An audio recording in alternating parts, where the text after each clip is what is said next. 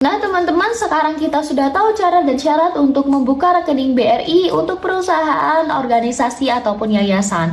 Kalau kalian penasaran caranya, simak terus ya video berikut ini.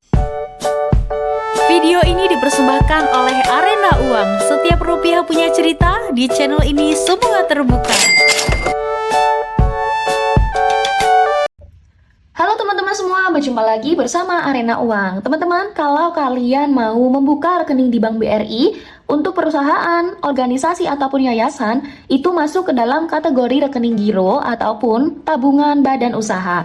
Nah, syaratnya itu sedikit lebih banyak ya dibanding dengan rekening pribadi. Dan ada beberapa proses juga yang mungkin sedikit berbeda teman-teman. Tapi tenang aja, di video kali ini akan aku bantu dan informasikan secara lengkap untuk syarat dan juga cara membuka rekening BRI untuk perusahaan, organisasi, ataupun yayasan teman-teman. Yang pertama, kita akan melihat caranya terlebih dahulu, di mana kalian harus datang ke kantor cabang BRI yang melayani pembukaan rekening badan usaha. Setelah itu, kalian sampaikan kepada petugas kalau misalnya kalian ingin melakukan pembukaan rekening tersebut teman-teman. Biasanya kalau kita baru sampai, nanti akan ada satpam yang menanyakan tujuan kita apa. Setelah itu akan diarahkan teman-teman. Nah, kalau sudah, silakan tunggu antrian dan temui dengan petugas. Nanti sampaikan kepada petugas tujuan untuk membuka rekening perusahaan, organisasi, ataupun yayasan. Nah, nanti di sana kalian akan diberikan formulir aplikasi pembukuan rekening sesuai dengan data badan usaha, organisasi, ataupun yayasan ya teman-teman. Jadi untuk format formulirnya itu sudah disediakan dari bank. Kalian nggak perlu repot-repot untuk bawa dari rumah ataupun cetak sendiri. Nah, setelah itu kalian juga menyerahkan dokumen persyaratannya. Untuk persyaratannya apa saja itu berbeda ya, masing-masing lembaganya. Baik perusahaan, organisasi, ataupun yayasan, itu syaratnya berbeda. Nanti akan aku jelaskan setelah ini. Kita lanjut untuk ke cara berikutnya. Kalau misalnya kalian sudah melakukan pendaftaran untuk pembukuan rekening, kalian nanti diminta untuk melakukan setoran awal teman-teman, sesuai dengan jenis rekening yang dipilih. Nah, kalau misalnya verifikasi sudah berhasil, rekening akan aktif dan juga bisa langsung digunakan. Terus untuk syaratnya apa saja sih syarat untuk membuka rekening BRI badan usaha?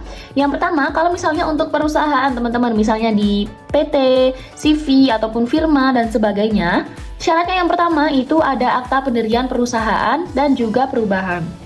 Setelah itu, syarat kedua yaitu SK Kemenkumham. Ini untuk PT. Nah, di sini udah aku catat lengkap untuk syarat-syaratnya supaya lebih mudah untuk kalian siapkan dan kalian ingat ya, teman-teman.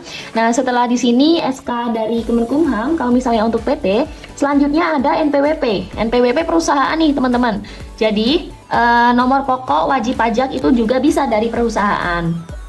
Setelah NPWP, juga kalian harus menyiapkan NIB atau nomor induk berusaha, kemudian TDP atau tanda daftar perusahaan ya, atau sama dengan NIB tadi teman-teman, tidak jauh berbeda ya. Setelah itu KTP, NPWP, dan juga pas foto pengurus ataupun direktur. Bedanya dengan NPWP tadi yang pertama, ini NPWP perusahaan teman-teman. Kalau yang selanjutnya, ini NPWP pribadi ya, atas nama pengurus ataupun direktur yang bertanggung jawab. Nah, untuk NIB-nya itu yang dimiliki secara personal ataupun mandiri ya teman-teman, pribadi, bukan milik perusahaan lagi.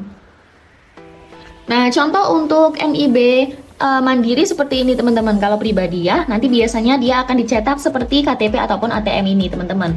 Setelah itu syarat yang selanjutnya adalah surat kuasa kalau memang yang mengurus bukan direktur. Jadi misalnya kalian sebagai pengganti direktur yang mengurus untuk pembukuan rekening ini, biasanya kalian akan diberikan surat penguasa, surat kuasa sebagai ganti dari direkturnya.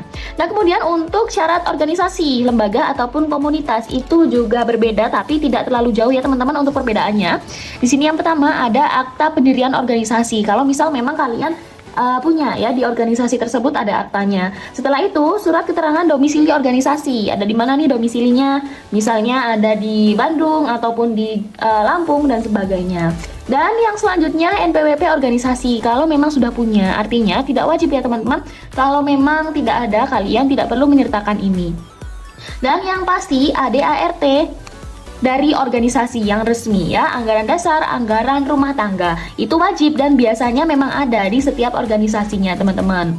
Setelah itu, surat keputusan kepengurusan. Jadi, kalian juga wajib sangat wajib sekali untuk membawa SK kepengurusan teman-teman. Contohnya misalnya seperti ini ya, surat keputusan nih untuk kepengurusan. Jadi di sini ada struktur untuk kepengurusannya. Nah, kalian bawa ini secara lengkap, mulai dari ketuanya, bagian-bagian bidangnya ya, misalnya cabang, divisi ataupun departemen apa. Nah, itu wajib dibawa teman-teman. Setelah itu, surat kuasa. Kalau misalnya kalian sebagai pengurus yang berwenang, itu bisa membawa surat kuasa juga teman-teman.